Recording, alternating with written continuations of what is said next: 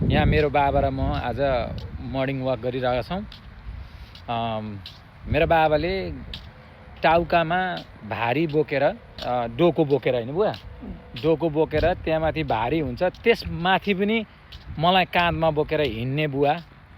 अनि आज एक दुईवटा वचन बुवाले भन्दैमाथि बाबालाई ब्याक गएर कराउनु भनेको कति सम्मानको हुन्छ छोरो। त्यही भएर छोराले गर्नुपर्ने के रहेछ भने, हो भलै तपाईहरुलाई कराउनुहुन्छ बाबा आमाले अनि तपाईहरु पनि कराउनुहुन्छ, तर एकछिनमा बाबाहरुलाई त्यो एउटा शान्त भइसके पछाडि फेरि बाबा आमालाई गएर यो जिन्दगी यस्तै रहेछ बाबा, मैले तपाईलाई कराएँ, मन नदुखाउनु है भनौँ भने यी बुढाबुढीको मन फेरि शान्त रहन्छ। त्यसले गर्दा रिस राग भनेको चाहिँ गर्नु हुँदैन हैन बुवा।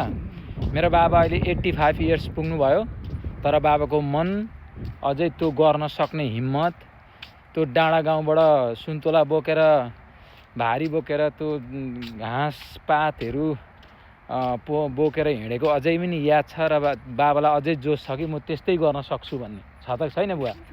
छ। अनि भनेपछि हामीले के गर्नु पर्यो भने त्यस्तो गरेर यी बुढाबुढीले हामीलाई यत्रो बनाउनु भएको छ भने यी बुढाबुढीहरूलाई पनि हामीले साथ दिनौँ भने कसले साथ दिन्छ?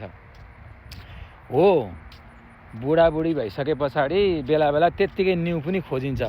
बुवा तपाईँ खोज्नुहुन्छ कि हुन न्यु खोज्नुहुन्छ बेला बेला? बन्दा बेला बेला अप्ठ्यारो पर्छ, के हुँदा न्यु खोज्नुहुन्छ बाबाहरू। तर त्यो नेचरै त्यस्तो हो, कहिलेकाहीँ विचार नमिल्नु भनेको त्यो सबै थोकै बिग्रेको होइन। त्यही भएर हजुरहरूलाई आफ्नो बाबा आमालाई भगवान सरह ठान्ने, बाबा आमालाई सेवा गरिदिने र जहिले पनि बाबा आमाले भनेको मानियो भने जहिले पनि आफूलाई सुख शान्ति र समृद्धि हुन्छ हैन बाबा?